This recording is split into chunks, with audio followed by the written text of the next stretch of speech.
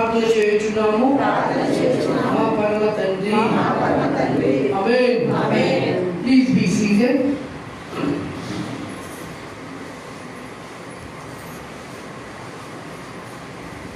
ప్రభువునందు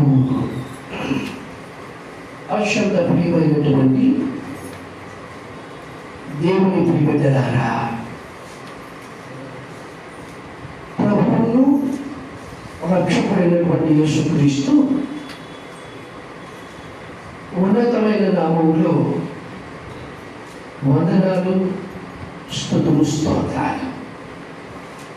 కొందరు వారి వారి గృహాలను చేరి దేవుణ్ణి ఆరాధిస్తున్న వారు ఉన్నారు. మీకు దేవుణ్ణి దీవించుగాక. బలిష్టమైనటువంటి దేవుని యొక్క కాపుదల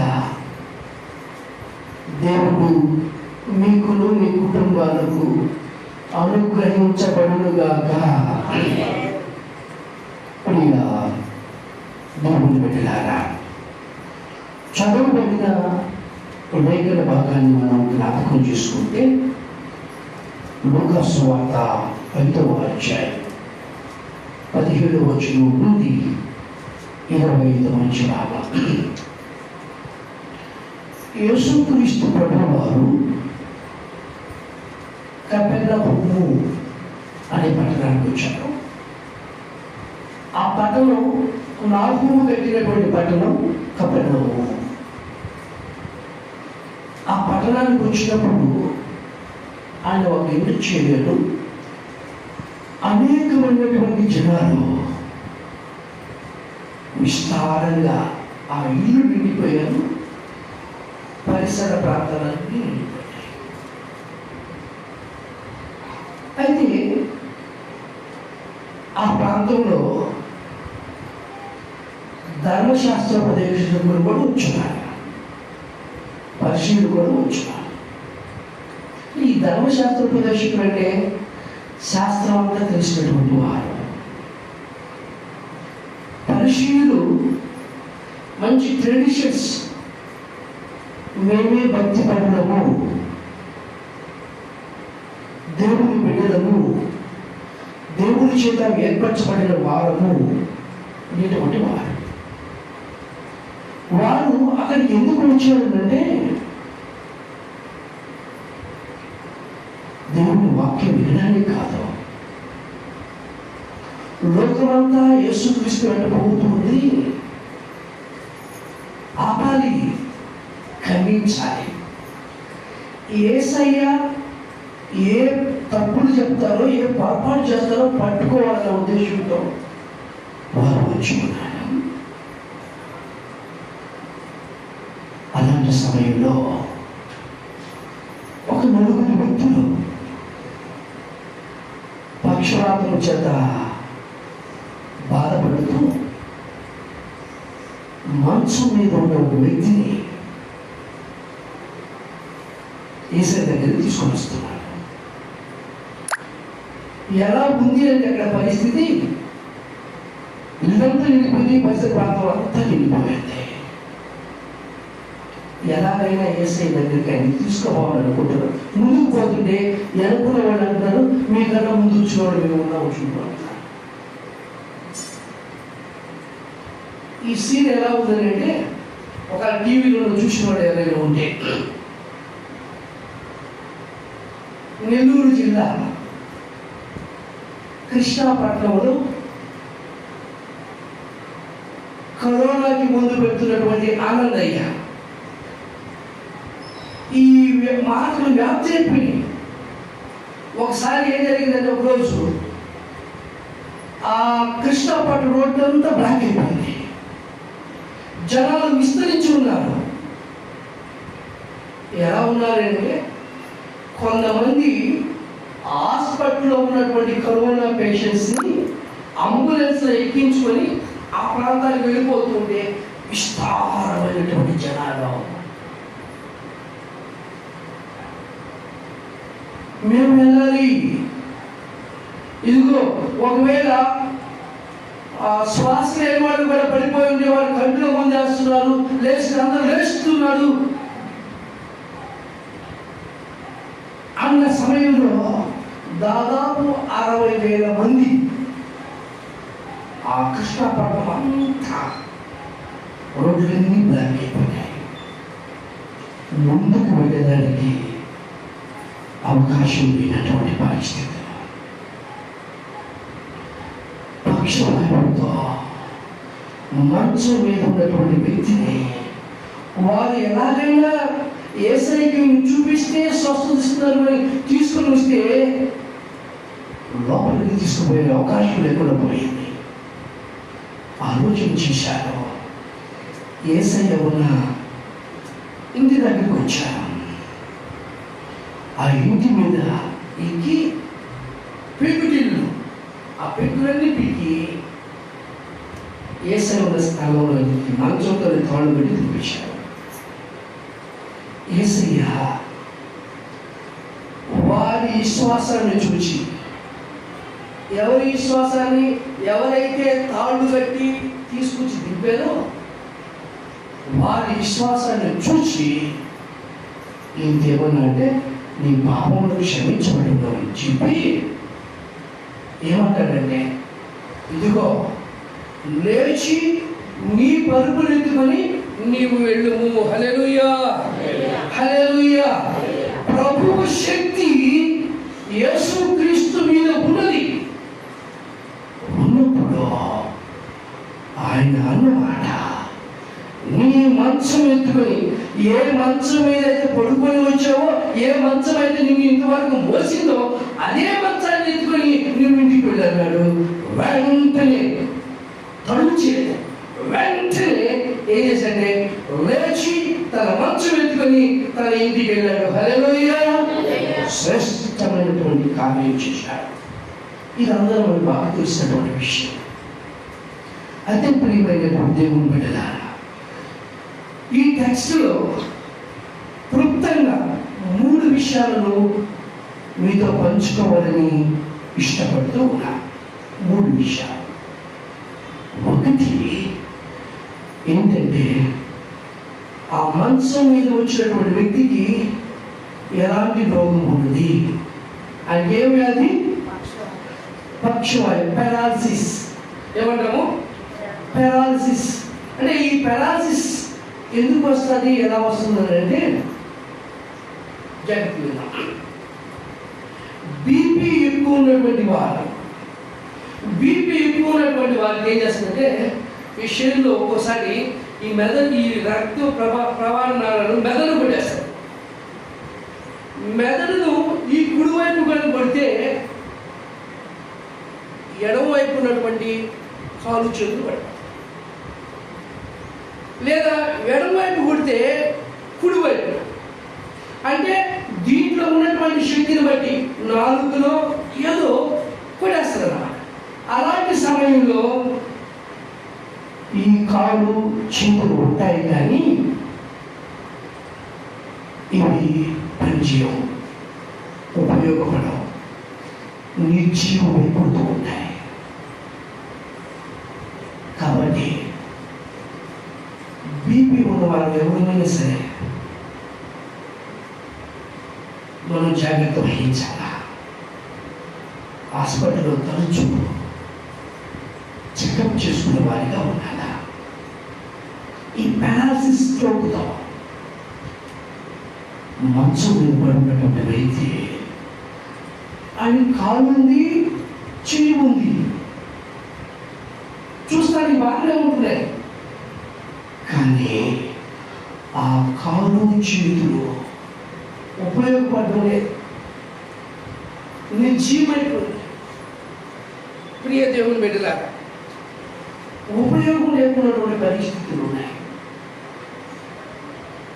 యేసయ్యా ఏ కాలు చేతులు ఉపయోగం లేకుండా ఉన్నాయో, నిర్జీవమైన పరిస్థితుల్లో ఏమన్నారంటే, నిర్జీవమైనటువంటి పెరాలసిస్ స్ట్రోక్కి తగిలి, ఆ దెబ్బకు తగిలి ఉపయోగం లేనటువంటి ఈ కాళ్ళు చేతులు తిరిగి దేవుడు ఉపయోగపడే కాళ్ళు చేతులుగా ఇచ్చాడు. హల్లెలూయా, హల్లెలూయా. ప్రియ దేవుని బిడ్డలారా, కొన్ని సమయాల్లో మన ఇంట్లో కొన్ని ఉంటూ ఉంటాయి. కొన్ని ఉంటూ ఉంటే ఆ కొన్ని ఎలా ఉంటాయంటే అవి ఉన్న ఒకటే లేకపోయినా ఒకటి కానీ నిర్జీవం, ఉపయోగం లేనివిగా ఉంటాయి. మన ఇంట్లో ఉన్నప్పుడు లేదు. కొంతమంది అంటుంటారు, అయ్యా మాకు ఆ స్థలం ఉంది, కానీ ఆ స్థలం ఎందుకు ఉపయోగం లేకుండా పోయినటువంటి పరిస్థితి కనబడుతుంది.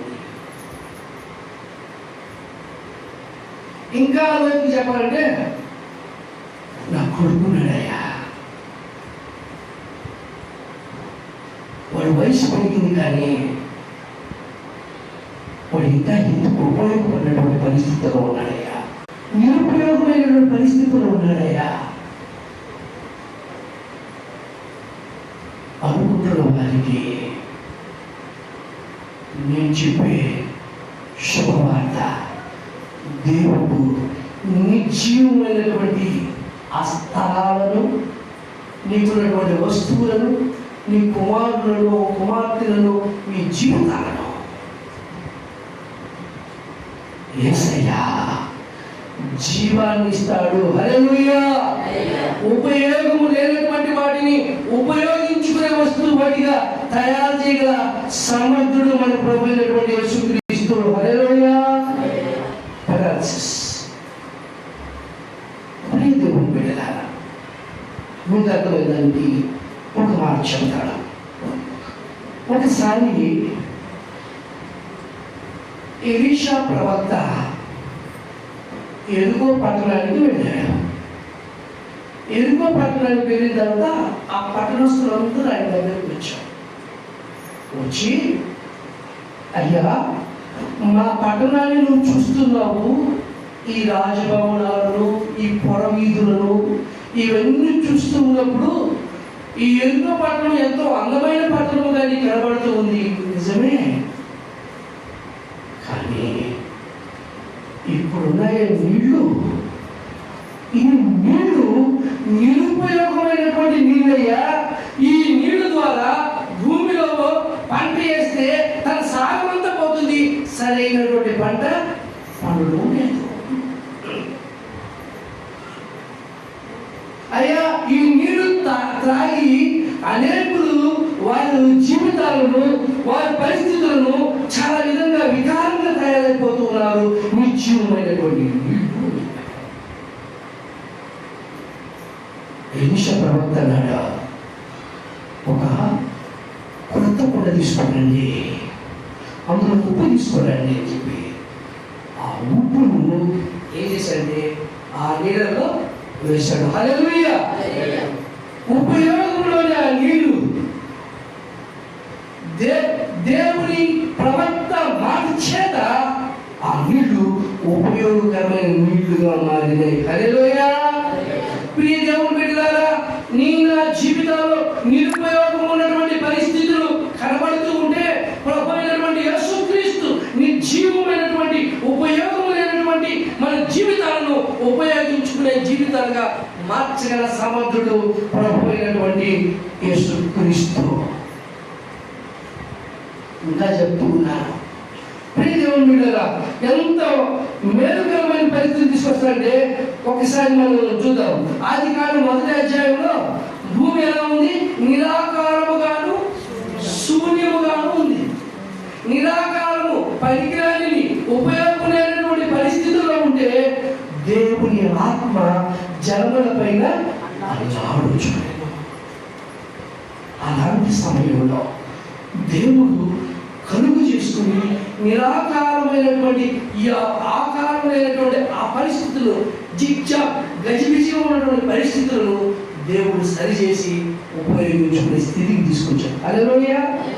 దేవుడి దగ్గరికి వచ్చినప్పుడు ఈ పక్షవాయువు గల వారిని యేసయ్య దగ్గరికి తీసుకొచ్చినప్పుడు ఉపయోగం లేనటువంటి ఆ కాలు చేతులు ఉపయోగించుకునేటువంటి కాళ్ళు చేతులుగా మార్చబడ్డాయి. హల్లెలూయా. నీ కుటుంబంలో పనికి రానిటువంటి ఈ స్థలం ఉంది, ఎందుకు పనికి రాలేదయ్యా? అయ్యా నా కుమారుడు ఎందుకు పనికి రాడయ్యా? ఈ పరిస్థితి ఉందయ్యా, ఎందుకు పనికి ఇలాంటి పరిస్థితులు కనబడుతున్నాయంటే దేవుడు ఆ విషయాన్ని ప్రభువైన యేసుక్రీస్తు దగ్గరికి తీసుకుని వస్తే దేవుడు ఉపయోగం లేని పరిస్థితులను ఉపయోగంలోనికి తీసుకొని వస్తాడు. హల్లెలూయా. మొదటి విషయం కృతజ్ఞత. రెండవ విషయం ఉంది, ఈ స్వస్థత కార్యం జరగడానికి ప్రాముఖ్యమైనటువంటి వాళ్ళు ఎవరంటే ఆ నలుగురు వ్యక్తులు. మంచం మీద పక్షవాయువు వచ్చిన బాధపడుతూ ఉంటే, మంచం మీద బాధపడుతుంటే, పడుకొని ఉంటే వాళ్ళు అనుకున్నారు ఏ రూపంలోనైనా సరే ఎలాగైనా సరే ఈయన్ని యేసుక్రీస్తు దగ్గరికి తీసుకురావాలా, యేసయ్యకు చూపించాలా. ఎలాగైనా వాళ్ళకు నమ్మిక ఏముందంటే యేసుక్రీస్తు దగ్గరికి వెళితే యేసుక్రీస్తు ప్రభు వారు ఈయన చూస్తే ఖచ్చితంగా స్వస్థత వస్తుంది. హల్లెలూయా. వారు వారి బంధువులు, రక్త సంబంధికులు, స్నేహితులు తెలియదు, కానీ వారు ఒక ఉద్దేశం ఒకటే, ఎలాగైనా ఈయనకి స్వస్థత వస్తే ఈయన కుటుంబానికి ఉపయోగకరంగా ఉండాలి అన్న ఆలోచన చేసి ఏం చేశారంటే వారిని తీసుకొని వచ్చారు. వారిని తీసుకొని వచ్చిన తర్వాత అక్కడ పరిస్థితి యేసయ్య దగ్గరికి తీసుకుపోయడానికి అనుకూలంగా లేదు. అయినా వాళ్ళు బాధపడలేదు. వాళ్ళు ఆలోచన చేశారు, ఎలాగైనా సరే ఈ అవకాశం పోతే ఈయనకి మేలు జరగడం కష్టము, మళ్ళీ ఎప్పుడు యేసయ్య ఈ పట్టణానికి వస్తాడో తెలియదు, ఉన్న అవకాశాన్ని సద్వినియోగం చేసుకోవాలి అనుకున్నాడు. అందుకు ఏం చేశారంటే ఆలోచన చేసి ఆలోచన చేసి వెనక్కి వచ్చేసారు. ఇంటి పైకి ఎక్కారు. ఇంటి పైకి ఎక్కి ఆ ఇంటి మీద పెగ్గులు ఇప్పుతూ ఉన్నారు. ఇప్పుతూ ఉంటే ఇంటి కదా వాళ్ళు గమ్ముకుంటారా? ఏదైనా మా ఇంటికి వస్తే మా ఇంటినే పాడు చేస్తారు అనుకుంటారు కదా. ఒక్కసారి ఆలోచిద్దాం. నాకు వచ్చిన ఒక చిన్న ఆలోచన, ఆ ఇంటి కదా వాళ్ళు కూడా ఎట్టుకుంటారు. ఏదైనా మా ఇంటికి వచ్చారు, యేసుక్రీస్తు వచ్చారంటే మా ఇంటికి పాడు చేసుకోమంటారా, మా ఇంటికి ఇప్పేసి ఈయన తయారు చేస్తారా అని ఖచ్చితంగా వాదించి ఉంటారు. అలాంటి సమయంలో నేను అనుకుంటాను, నేను చెప్పిన మాట, అయ్యా ఇదిగో ఈరోజు మీ ఇంటి మీద పెగ్గులేస్తున్నాయేమో, ఇదిగో మేము ఈ హామీ ఇస్తున్నాం, ఇంటికి స్లాబ్ వేయించడానికి మేము సిద్ధమే. హల్లెలూయా. ఈ ఇంటికి మేము స్లాబ్ వేయించడానికైనా సిద్ధమే. అంటే ఒకరికి మేలు కలగడానికి తమను సమర్పించుకున్నటువంటి జీవితాలు.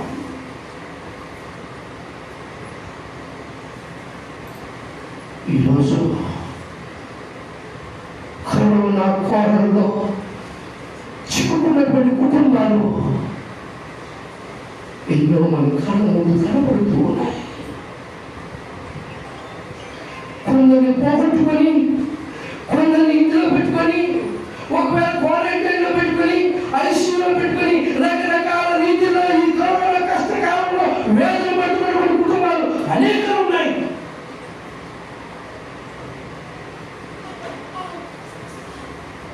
మన బాధ్యత ఏంటి? ఒక్కసారి ఆలోచిద్దాం. ఫస్ట్ వేలో మనకంత పెద్దగా కనిపించలేదు, కానీ సెకండ్ వే చాలా దారుణంగా జరుగుతున్నటువంటి పరిస్థితులు.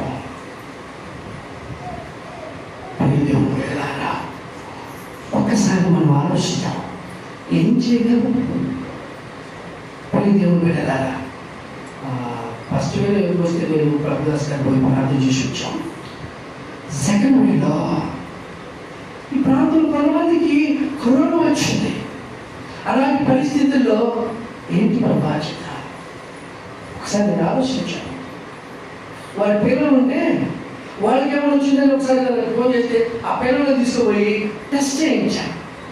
వాళ్ళకి నెగిటివ్ వచ్చింది. ఇంకో కుటుంబం ఉంది, ఇంకో కుటుంబం దగ్గరికి వెళ్ళాను, వాళ్ళకి కరోనా వచ్చిందంటే ఏ భయపడద్దని చెప్పాను. నేను వెళ్ళాను, చిన్న హెల్ప్ చేయించాను. ఇంకో కుటుంబం దగ్గరికి వెళ్ళాను, వాళ్ళు మాకు భయపడిపోతున్నారు, అయ్యా మాకు కరోనా కాదు మామూలు ఇది ఉందని అన్నారు. బాగా కరోనా అయినా పర్వాలేదని చెప్పి ఆర్థం చేసి వచ్చాము.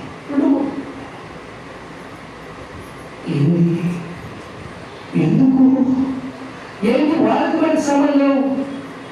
బిడ్డలారా, చర్చ్ సంఘ సంబంధము, యేసుక్రీస్తు సంబంధము. ఒక్కసారి మనల్ని జ్ఞాపకం చేసుకుందాం. ఇంకా నాకు శక్తి సామర్థ్యం ఉంటే, సపోర్టింగ్ ఉండి ఇంకా కొంతమందికి కొంచెం హెల్ప్ చేయగలిగే వాళ్ళు.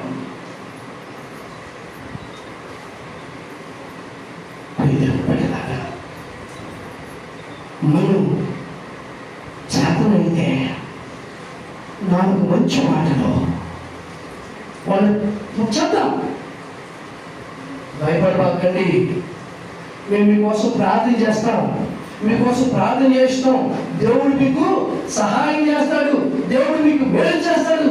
చాలా నోటి మాటతో వాళ్ళకి మాటలు ధైర్యం ఇవ్వాలి. నీ చేతనైతే, నీకు శక్తి ఉంటే కొంత సహాయాన్ని చేసేవారిగా ఉండాలి. నలుగురు వ్యక్తులు చూశారు. ఏమంటున్నారంటే, ఆ నలుగురు వ్యక్తులు యేసయ్య దగ్గరికి పోయి తీసుకొని వస్తే, యేసయ్య చూస్తే ఏదో విధంగా వీరికి సహాయము చేయబడితే, ఈ కుటుంబం కాపాడగలిగితే, ఈ కుటుంబాన్ని అంతా తను పోషించుకుంటాడు, ఆ కుటుంబానికి ఉపయోగపడతాడని చెప్పి సమర్పణ కలిగిన వ్యక్తులుగా ఆ నలుగురు వ్యక్తులు కనబడుతూ ఉన్నారు. హల్లెలూయా. ప్రియ దేవుని బిడ్డలారా, నీ జీవితంలో, నా జీవితంలో, నీ పరిస్థితుల్లో, నా పరిస్థితుల్లో నీవు నేను చేతనైతే వారి కోసం ప్రార్థించేవాడిగా, వాళ్ళ ధైర్యపరిచిన మాటలు చెప్పేవాడిగా, లేదా స్తోమత ఉంటే అటువంటి వాడిని కొంత సహాయం చేసేవాడిగా మనకున్నదాన్ని ముందుకు వచ్చేవారిగా ఉండాలా. ఆ నలుగురి విశ్వాసాన్ని చూసి యేసయ్య ఏం చేశాడు? దీనికి స్వస్థపరిచాడు. హల్లెలూయా, హల్లెలూయా. మన నలుగురి విశ్వాసం, మనందరి విశ్వాసం, మన పరిస్థితి విశ్వాసం, నీ విశ్వాసం, నీ పరిస్థితిని బట్టి మనం కొంతమందికి దేవుని ద్వారా స్వస్థతనిప్పించేవారిగా ఉండాలా. హల్లెలూయా, హల్లెలూయా. మూడో విషయం, ఇంకొక మాట చెప్పుకొని మనం ప్రార్థన చేసుకుంటూ క్లుప్తంగా వెళ్ళిపోతాం. ఇంకొక మాట చెప్పుకుంటున్నాం, ఒకసారి చూద్దాం.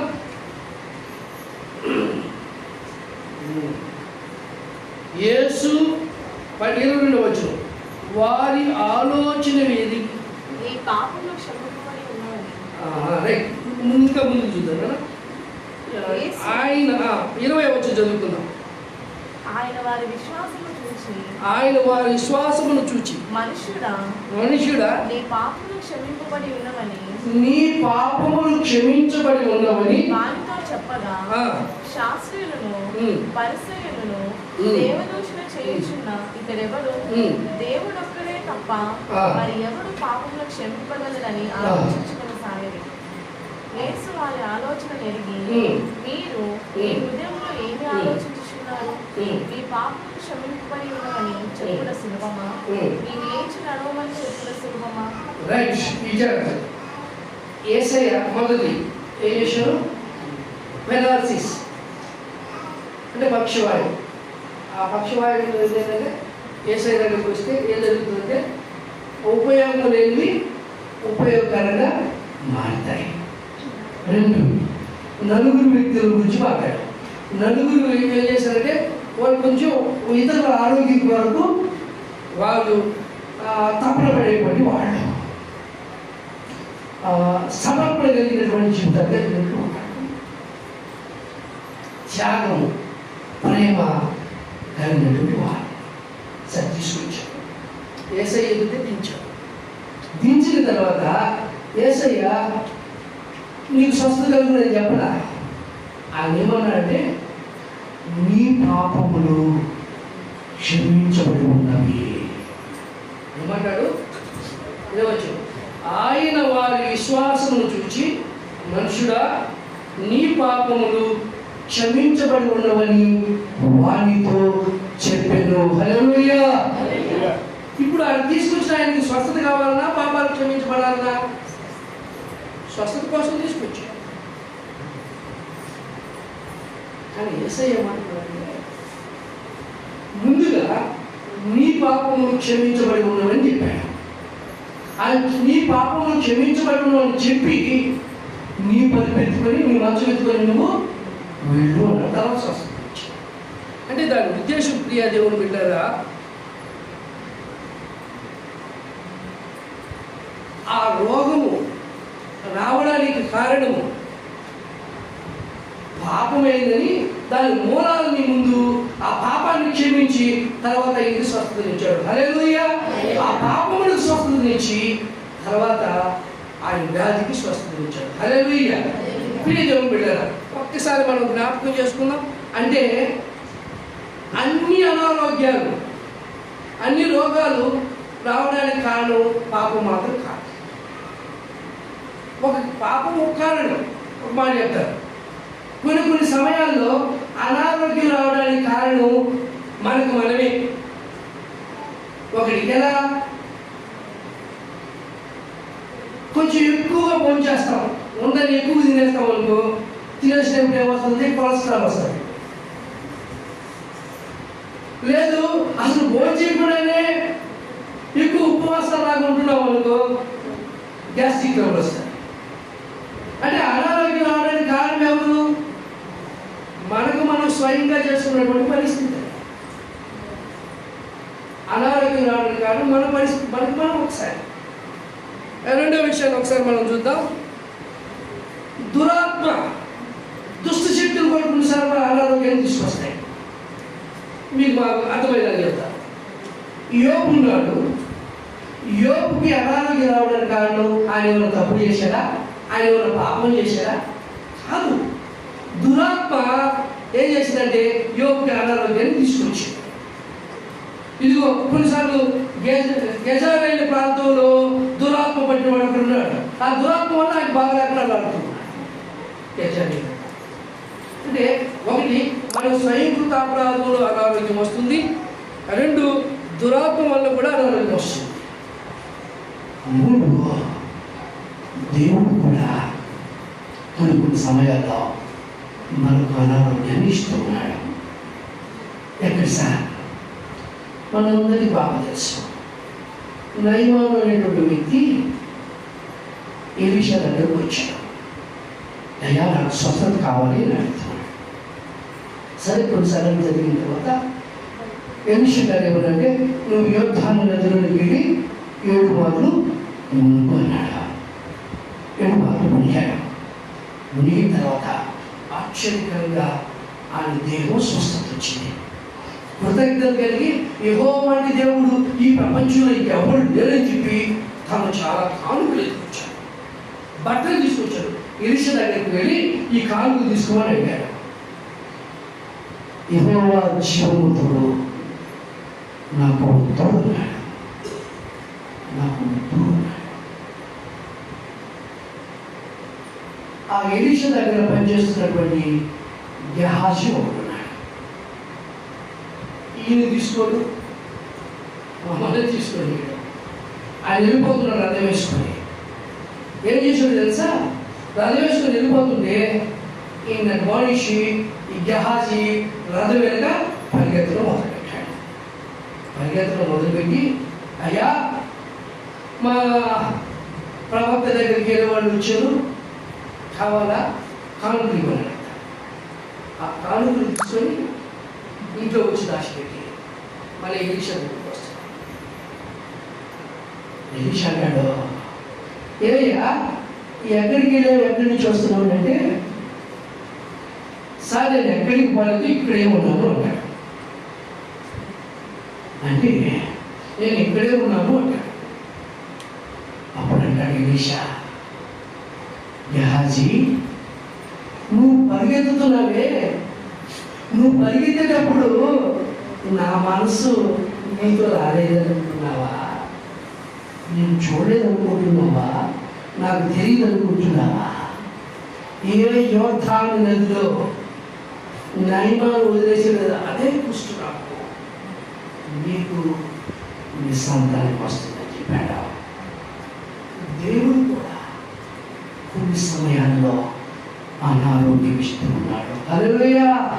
ప్రియ దేవుని బిడ్డలారా, నీ నా జీవితాల్లో, నీ నా పరిస్థితుల్లో నేను అనుకున్నటువంటి ఒక ఆలోచన, ఇది రైట్ అని చెప్పను కానీ నాకు వచ్చినటువంటి ఆలోచన ప్రకారం ఈరోజు కరోనా ప్రపంచం మీదకి విస్తారంగా వచ్చింది అంటే దానికి కారణం ప్రపంచం అంతా ఏ భేదం లేదు, అందరూ పాపం చేసి దేవుడు అనుగ్రహించు మహిమను పొందలేకపోతున్నారు. మాకు దేవుడు ఎందుకు, మా జ్ఞానం మాకుంది, మా పరిస్థితులు మాకున్నాయి అనుకున్న సమయంలో ఒకవేళ దేవుడే, ఇది కరెక్ట్గా నేను చెప్పట్లేదు, ఒక ఆలోచన. ఎందుకంటే బైబిల్ గ్రంథంలో ఉన్న ఒక మాట మనం చదువుకుందాం. దేవుని పరిశుద్ధ గ్రంథంలో నుండి లేవియా కాండము 26వ అధ్యాయము, లేవియా కాండము 26వ అధ్యాయము 14వ వచనం చదువుతున్నాను చూడండి. మీరు నా మాట వినక నా ఆజ్ఞలన్నిటినీ అనుసరింపక నా కట్టడలను నిరాకరించిన ఎడల నా ఆజ్ఞలన్నిటినీ అనుసరింపక నా నిబంధనను మీరినట్లు మీరు నా తీర్పుల విషయమై అసహించుకొని ఎడల నేను మీకు చేయునది ఏమనగా మీ కన్నులను క్షీణింపజేయునట్టు ప్రాణమును ఆయాసపరచునట్టు తాపజ్వరమును క్షయరోగమును మీ మీదికి రప్పించదును. హల్లెలూయా. నా మాటలను, నా ఆజ్ఞలను, నా కట్టడలను మీరు విస్మరిస్తే, దేవుడు చెప్తున్నటువంటి మాట, మీ కన్నులను క్షీణింపజేస్తా. అంటే మీ శరీరం అంతా సరిగా మంది కన్ను గుడ్లంతా ఏంటైపోతాయి, లోపలికి వెళ్ళిపోతాయి. అలా చేస్తా. ప్రాణమును ఆయాసపరచినట్టు, ప్రాణం ఏం చేస్తారు అలా శరీరాన్ని ఆయాసం ఆయాసం ఆయాసం ఆయాసం మరియు తాపజ్వరము. ఇప్పుడు కరోనా వస్తే ఎలా ఉంటుంది?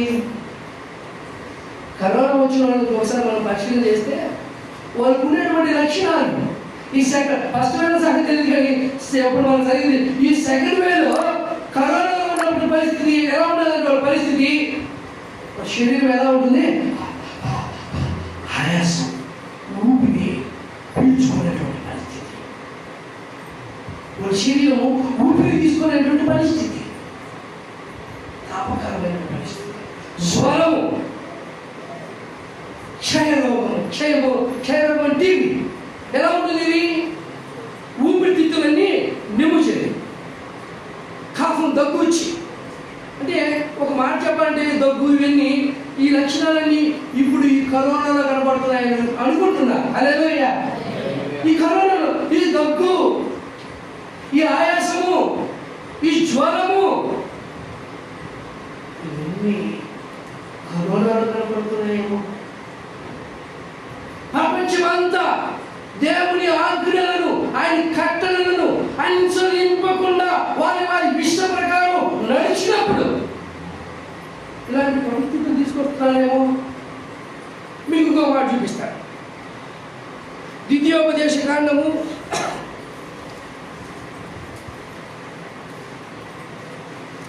28వ అధ్యాయం, ద్వితీయోపదేశ కాండము 28వ అధ్యాయము 58వ వచనం చదువుకుందాం. నీవు జాగ్రత్త పడి ఈ గ్రంథములో రాయబడిన ఈ ధర్మశాస్త్ర వాక్యములన్నిటినీ అనుసరించి గైకొనుచు నీ దేవుడైన యెహోవా అను మహిమ గల భీకరమైన నామమునకు భయపడని ఎడలా. మళ్ళీ చదువుతున్నాను.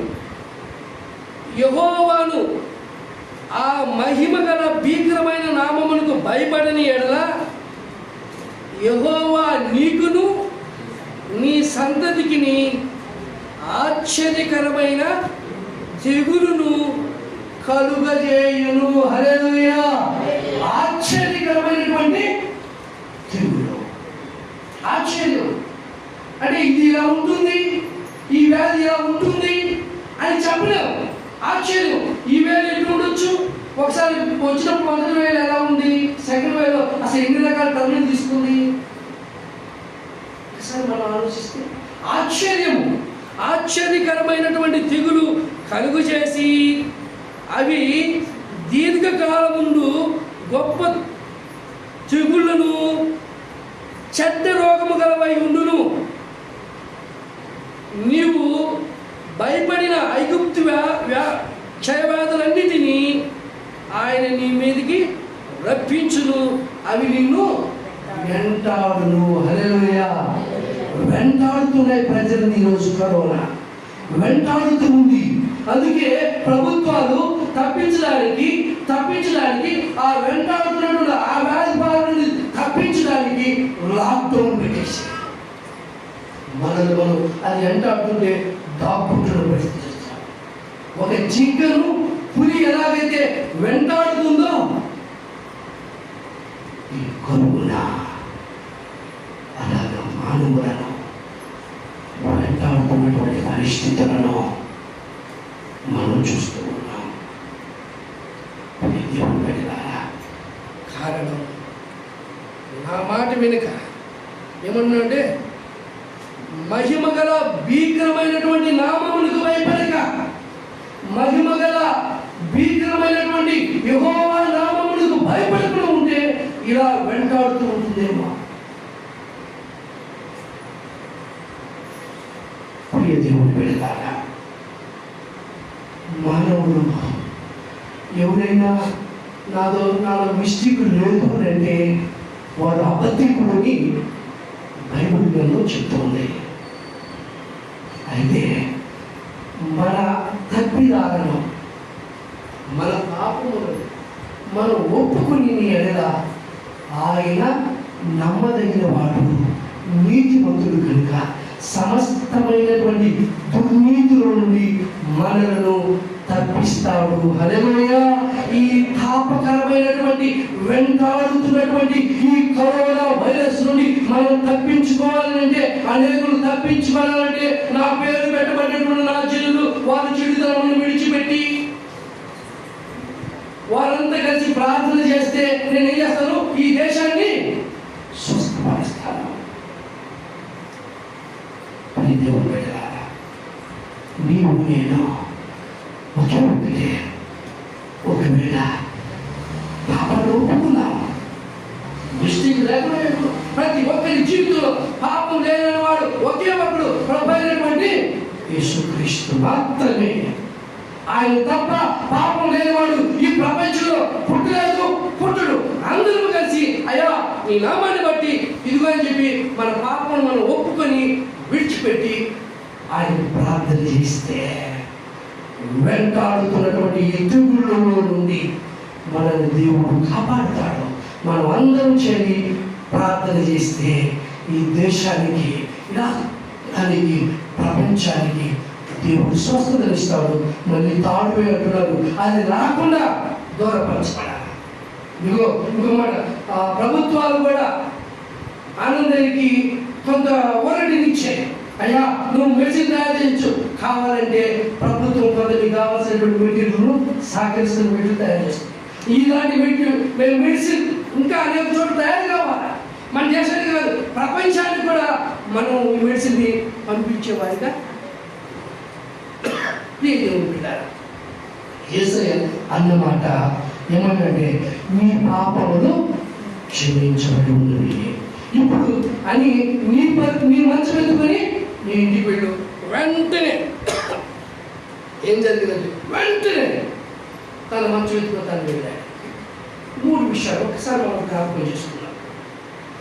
ఈ కరోనా సమయంలో ఒకటి ఏ రోగం, అది పక్షవాయువు. అంటే ఆ పక్షవాయువు ఏం చేస్తుందంటే నిరుపయోగం ఉన్న వాటిని దేవుడు ఏం చేశాడంటే ఉపయోగకరంగా పనిచేశాడు. ఆ ఎవరు ఎందువల్ల చేయాలంటే ఆ నలుగురి విశ్వాసం చూసి ఆ నలుగురు ఏం చేశారంటే వారి ప్రేమను చూపించారు, త్యాగాన్ని బయలుపరిచారు. ఎలాగైనా ఈ కుటుంబాన్ని ఈయనగా వేసే దగ్గరికి తీసుకెళ్తే ఈ స్వస్థత వస్తుంది, ఈ కుటుంబాన్ని పోషించుకుంటారని ప్రేమను వ్యక్తపరిచారు. కరోనా కాలంలో నేను కూడా ప్రేమను వ్యక్తపరిచేవాడిగా ఉండాలా? నాలుగోది ఏసేమంటండి, నీ పాపములు క్షమించబడింది అని అడుగుదాం. ఆయన పాదాల మీద పడ్డాం, తల ఉంచుకున్నాం,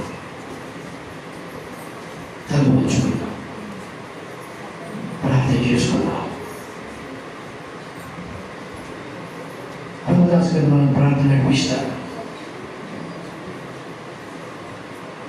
స్తోత్రం నాయనా, స్తోత్రం తండ్రి. పరిశుద్ధుడా, పరిశుద్ధుడా, పరిశుద్ధుడా, ప్రేమ కృప కలిగిన మా గొప్ప తండ్రి. ఈ యొక్క ఘనమైన బంగారు పాదములకు వందనాలు, స్తుతులు, స్తోత్రాలు తెలియజేస్తున్నాం నాయనా. పరిశుద్ధ దినములు, ఈ యొక్క పరిశుద్ధ దినములు తల్లి